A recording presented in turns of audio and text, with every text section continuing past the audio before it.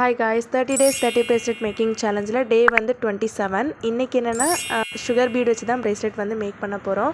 அதுக்கு நான் first lobster ஹூக்கை வந்துட்டு செலோடேப் போட்டு ஒரு இதில் ஒட்டிக்கிட்டேன். நெக்ஸ்ட்டு ஜர்தோசி நூலில் 2 ஊசியை வந்து கனெக்ட் பண்ணி எடுத்துக்கோங்க. அப்புறம் கொஞ்சம் சுகர் பீட்ஸை வந்து எடுத்துக்கோங்க.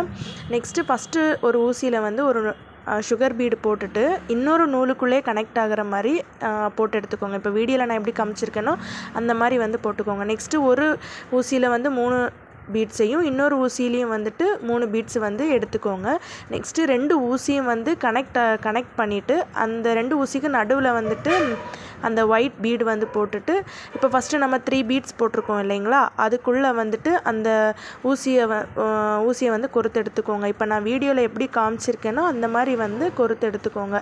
இதை வந்து கொஞ்சம் பொறுமையாக தான் வந்து பண்ணணும். நம்ம ஒரு நூலை விட்டுட்டாலுமே ஃபுல்லாக வந்து வேஸ்ட்டாக போயிடும். அப்புறம் நெக்ஸ்ட்டு லாக் பண்ணுறதும் அதே மாதிரி தான்.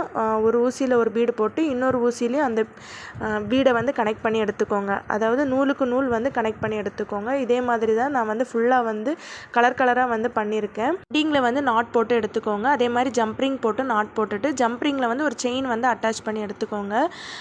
எனக்கு வந்து பண்ணி முடிச்சதுக்கப்புறம் ரொம்பவே நல்லா இருந்துச்சு. ஆனால் பண்ணுறது வரைக்குமே பார்த்திங்கன்னா ரொம்ப கைவலி, ரொம்ப பொறுமையாக நம்ம வந்து பண்ணணும். ஒரு நூல் விட்டுட்டாலும் ஃபுல்லாக வந்து லாக் ஆகிடும்.